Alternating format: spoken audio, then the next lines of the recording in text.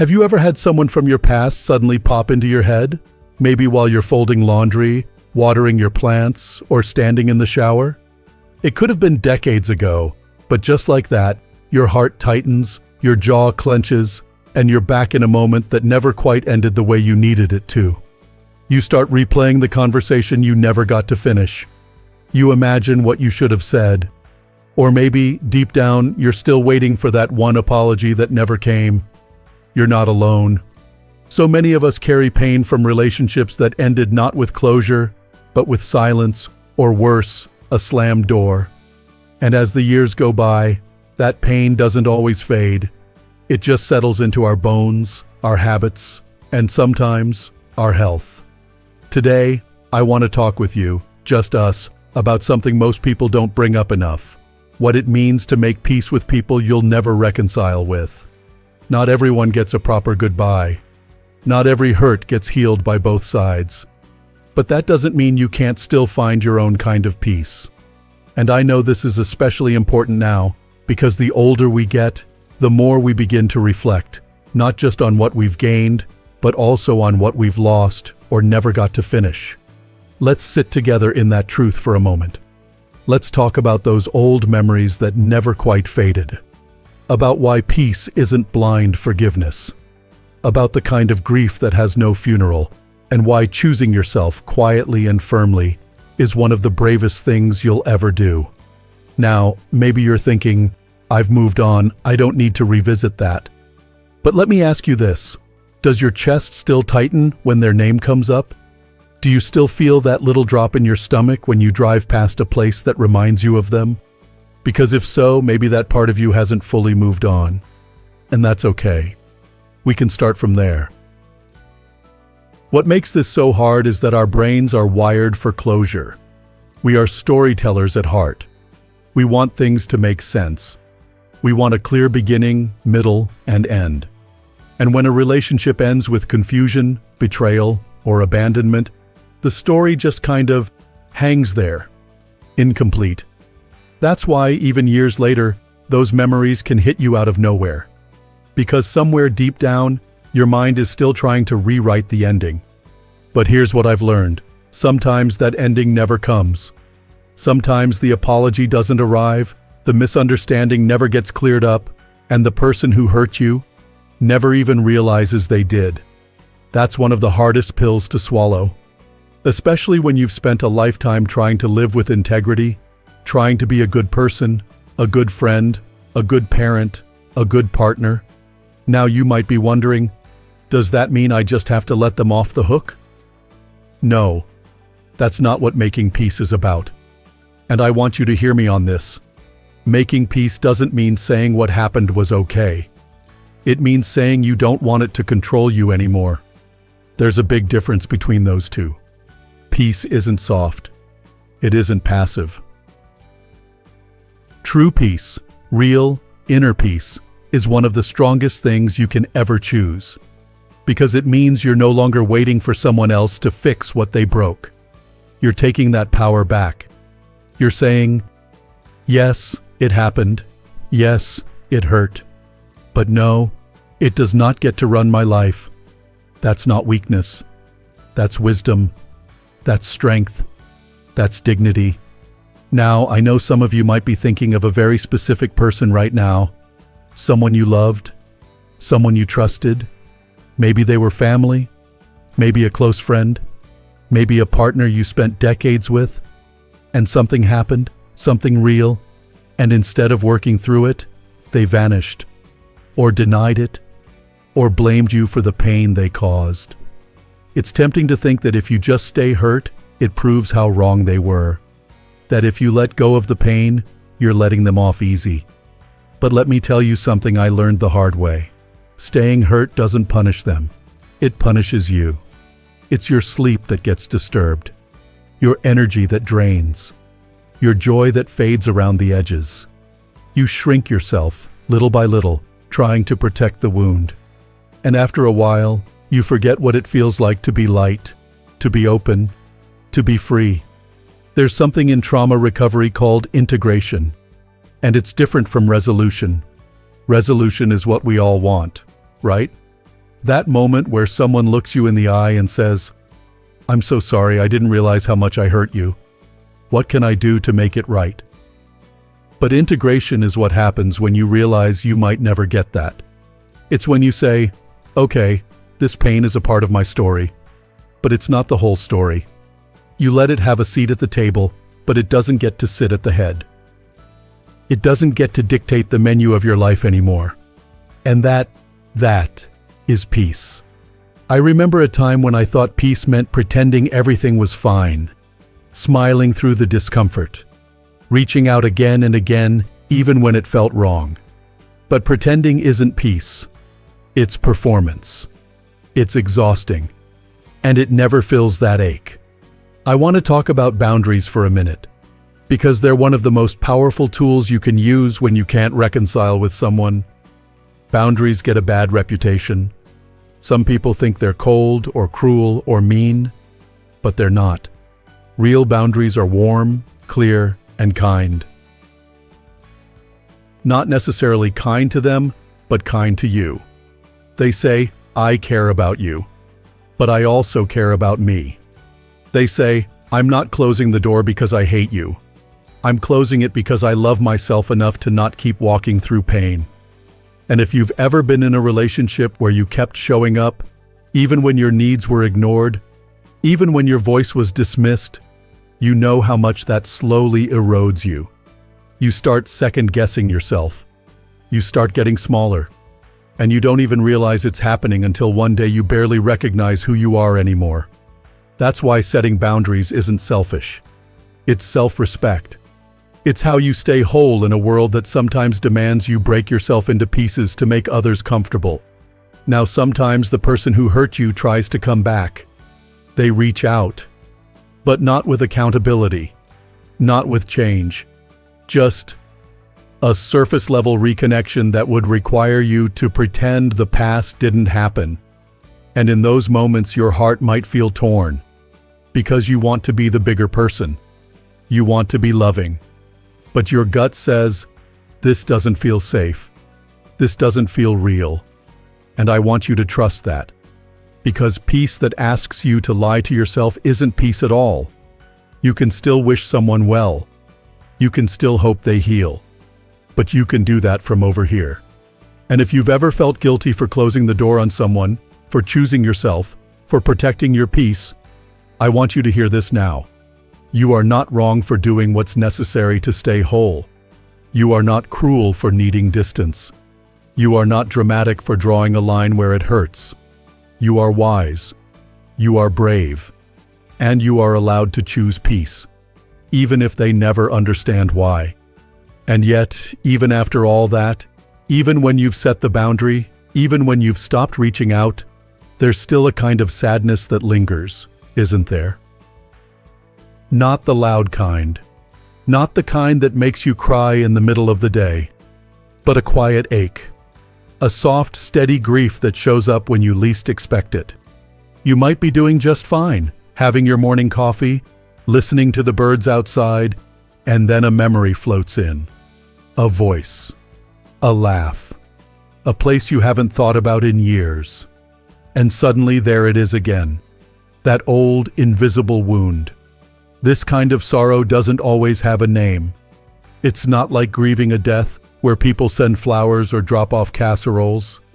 This is the kind of grief that happens in silence.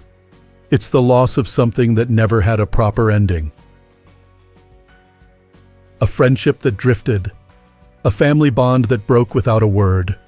A person who is still alive, maybe still nearby, but no longer part of your world. That's called ambiguous grief. And it's one of the hardest things to carry, because it doesn't fit into neat boxes. Because sometimes, even the people closest to you don't understand why it still hurts. They'll say things like, "You should be over that by now," or "They were never good for you anyway." And maybe they're right on some level, but it doesn't take away the ache. It doesn't make it easier to swallow the things that never got said. And let me tell you something I wish someone had told me years ago. Just because it's been a long time doesn't mean the grief is any less valid. Time doesn't always heal, it just teaches you how to carry things more quietly. So if you've ever found yourself thinking, why do I still care? Why does this still bother me? It's not weakness. It's not foolishness. It's humanity. When you care deeply, when you invest your love and trust into someone, it leaves a mark. And when that connection ends without resolution, the mark doesn't fade right away. Sometimes it never fully does. But here's the part that might surprise you. You can honor that grief without getting stuck in it. You can say, yes, I miss what could have been, and still move forward. You can feel that pang in your chest and also take a deep breath and go on living with purpose, with joy, with peace. Letting go doesn't mean forgetting. It doesn't mean pretending it didn't matter. It means choosing not to relive it every day. It means saying, this chapter hurt, but it's not going to write the rest of my story. And maybe that feels unfair. It did to me for a long time. I used to think, if I let go of this pain, who's holding them accountable? But here's the truth that finally set me free. They're probably not thinking about it. You are. You're the one losing sleep. You're the one replaying old conversations, searching for meaning. And you deserve better than to let someone else's silence keep stealing your peace. Now let's talk for a moment about something that sounds simple, but takes a lot of courage. Choosing yourself. That phrase gets tossed around a lot these days. Choose yourself. Put yourself first. But what does it really mean, especially when you're older, when you've spent a lifetime putting others first? Maybe you raised a family.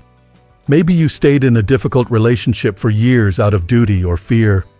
Maybe you forgave more times than you should have, gave more chances than they earned. Choosing yourself doesn't mean becoming selfish. It doesn't mean closing off your heart. It means listening to that quiet voice inside that says, I matter too. It means recognizing when something no longer serves your well-being and giving yourself permission to step away. Even if it's hard, even if it's lonely, even if it breaks someone else's expectations of who you should be. Because here's the truth. You cannot continue sacrificing your peace just to keep other people comfortable. You cannot keep performing kindness while secretly bleeding from wounds that were never acknowledged. You deserve to be whole. You deserve to wake up without that heaviness in your chest. You deserve relationships that are rooted in mutual respect, not guilt, not manipulation, not fear of being called cold. And that's why this process isn't just about letting go of a person. It's about letting go of an illusion, of the idea that one day everything would magically resolve itself, that they'd finally see your side, that they'd finally say what you needed to hear. But some people never will. Not because you imagined the pain, not because you were too sensitive, but because they don't have the tools. They don't have the willingness, or they simply don't want to look that closely at what they did. And that is heartbreaking. Truly. There's no sugarcoating that. When you've spent years hoping to be understood, accepted, heard, to realize that may never come is a loss. A real, deep loss. But here's what I want you to know. Your story is still valid, even if no one else sees it, even if they deny it happened, even if they rewrite history. Your truth still matters. You don't need someone else to validate your experience in order for it to be real. You lived it. You know what happened. And that's enough. That doesn't mean you shut your heart down. It means you stop placing your healing in someone else's hands. It means you say, I don't need you to agree in order to move on. I believe myself. And that's where my healing begins. When we stop begging for closure from people who never offered us care in the first place, we begin to reclaim our emotional lives. We stop waiting. We stop explaining. We stop performing. And we start healing. That healing, it's quiet. It's not loud or dramatic. It doesn't happen overnight. It happens in small ways. In the peace you feel when you no longer flinch at their name, in the strength it takes to walk away without bitterness, in the mornings when you wake up and realize you feel light again. So if you're watching this and you've been carrying pain that feels too old to talk about, too deep to share, I want to say this clearly: it's not too late. You are not too far gone. And you are not alone. You can still find peace, even without reconciliation, even without the apology, even if the relationship never gets mended, even if they never once say, "I was wrong." Peace doesn't wait on them. It begins with you. There's a moment, sometimes after years of carrying that weight, when something inside you quietly shifts. It's not loud. It's not some grand revelation. It's more like a whisper that says, "I don't want to feel this way anymore." Not because the hurt is gone or because everything's been forgiven, but because you're simply ready for something else. Something softer. Something steadier. Something like peace. And that moment, that's where forgiveness starts. Not the kind people misunderstand. The version that says you have to forget, or pretend it didn't matter, or smile through gritted teeth. No, I'm talking about real, grounded, hard-earned forgiveness. The kind that's more about freedom than anything else. Forgiveness has nothing to do with the other person deserving it. It's not a reward you hand out. It's not about giving someone a free pass to hurt you again. Forgiveness, in its truest form, is saying, "I'm done carrying the weight of what you did, not because it was okay, but because I want to be free." It's about reclaiming your life from the grip of old wounds. I used to believe that forgiveness meant making peace with the person. But sometimes that's not possible. Sometimes forgiveness is something you do without them. Quietly, privately, deep in your heart. You may never tell them. You may never speak to them again. And still, you can choose to release the pain that's been living in your chest for far too long. And here's what makes it even harder. Sometimes that pain feels like the only thing connecting you to the truth. Like if you let go of the resentment, you're letting go of the story, of what happened, of what mattered. But that's not how it works. You can still tell your story. You can still honor what happened. You can even still grieve. Letting go of pain doesn't mean erasing the past. It means trusting yourself enough to stop clutching it so tightly. It means choosing peace not because they earned it, but because you did. There's a quote I read once that's stuck with me ever since. It said, "Forgiveness is giving up the hope that the past could have been any different." Just sit with that for a moment. We all want a different ending. We all play the what ifs in our heads. What if I had spoken up? What if they had listened? What if we had tried harder, or earlier, or more honestly? But forgiveness asks us to lay those questions down. To stop rewriting the past and start building a future that isn't shaped entirely by what went wrong. That doesn't happen in a flash. It's not one big decision, and then everything is better. Forgiveness is a practice. Sometimes it's every day. Sometimes it's every hour. And just when you think you've moved on, something, an old song, a familiar smell, a memory, can send you right back to that place. But that doesn't mean you failed. It means you're human. Healing is not a straight line. It loops. It circles. It stumbles. But it still moves.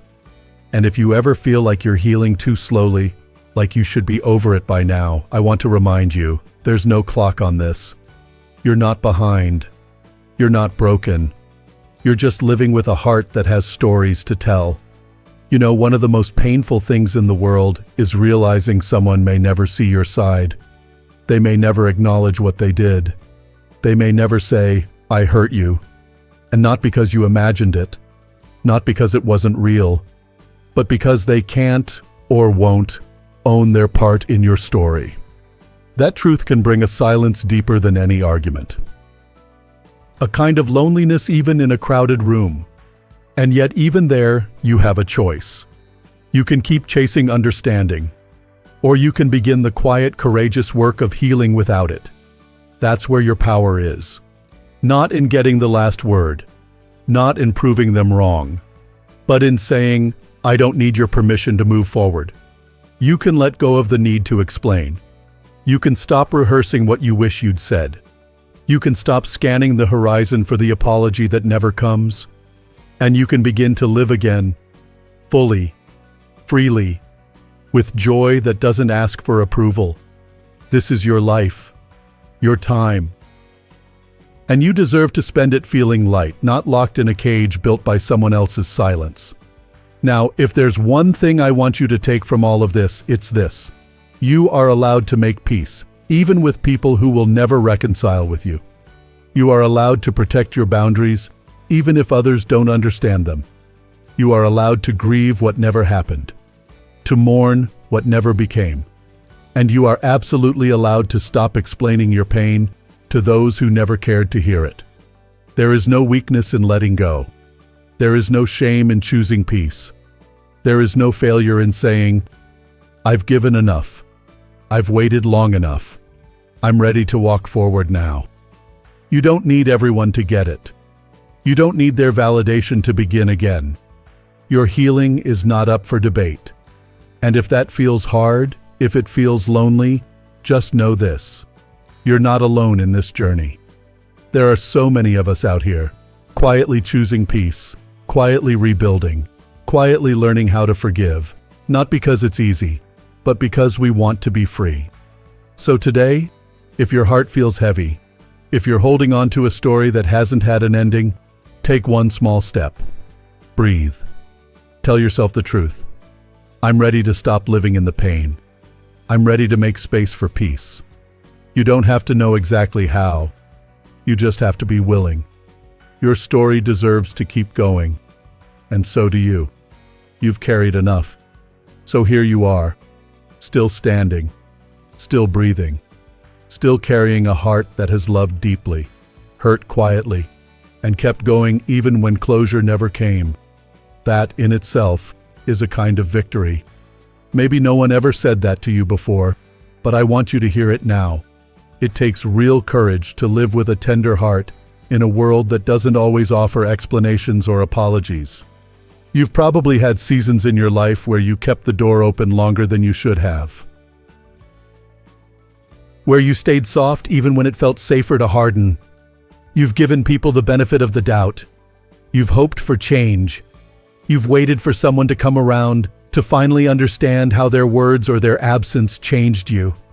And yet here you are, learning to release the weight of waiting, learning to walk forward, not bitter, but honest, not hardened, but clear, choosing peace, not because the past didn't matter, but because your future matters more. That's what makes this moment so powerful. It's not about winning. It's not about getting even. It's about choosing to honor yourself in ways you never learned to before. About saying, my peace is worth protecting, my heart is worth healing, and my time is too precious to spend trapped in someone else's denial. You may never get the answers you wanted. The phone call might never come, but here's what you can get: your life back. The quiet joy of a mind that no longer replays old battles. The calm strength of knowing you can love people and still let them go. The freedom of no longer dragging old pain like luggage you're too tired to carry. Because you are allowed to rest now. You are allowed to set it down. You are allowed to say, I've walked far enough with this story. It shaped me, yes, but it doesn't define me. This is not about pretending it didn't hurt. It's about giving the pain a proper place. Not center stage, not in the driver's seat, but acknowledged, integrated, honored, and then gently released. You don't need to be angry to be strong. You don't need to stay hurt to prove you were wronged. Your strength is not in the grudge, it's in the grace. It's in the soft, steady voice inside that says, I've had enough of suffering. I'm ready for something lighter. And if you ever doubt whether you're doing the right thing, just ask yourself, does this choice bring me peace? Does it make me feel more like myself? If the answer is yes, even a small yes, then you're on the right path. Now let me say something else you might need to hear, maybe for the first time. You are not wrong for walking away. You are not cold for having boundaries. You are not broken for still grieving something others never saw. You are a human being doing the hard, holy work of healing. And there will be days when it still stings. Days when a memory catches you off guard. That doesn't mean you failed. That just means you're still healing. You're still human. You're still showing up for your own heart. You don't have to explain your story to people who never tried to understand it. You don't have to defend your healing to anyone who would rather see you stay wounded. You can simply live, freely, fully, in truth. So if you're ready, let it go. Gently, not with anger, but with clarity. Let the wound close without needing anyone else to tend to it. Let the story rest, knowing it mattered, but it doesn't get to steal one more beautiful moment from the life you still have left. Because your life, your precious, beautiful life, is still here, still unfolding, still full of mornings and sunsets and laughter you haven't heard yet. It's still yours. And it's waiting for you to stop looking backward long enough to see what's blooming right now, in this very moment. And if no one else has said it lately, I will. I'm proud of you. For being brave enough to feel the hard things, for choosing growth over resentment, for doing the quiet, steady work of becoming whole again. You've done more than survive. You've softened where you could have hardened. You've healed even when the wound was invisible to others. That takes a special kind of strength, the kind the world doesn't always see, but always needs more of. So if this video meant something to you, I invite you to leave a comment. Share your story if you feel safe doing so, or just let me know you're here. Because you are not alone in this. And if you found comfort or clarity in these words, go ahead and like the video. It helps more people find their way to this kind of peace. And if you'd like more conversations like this, consider subscribing. We talk about healing, hope, and the power of living from the inside out. But no matter what you do next, please take this with you. You are allowed to choose peace. You are allowed to choose yourself. You are allowed to walk away from what will never change, and still wish them well from a distance. Here's to living your truth, to choosing freedom over resentment, to healing, even without reconciliation, and to finding peace on your terms. You deserve it, every bit of it.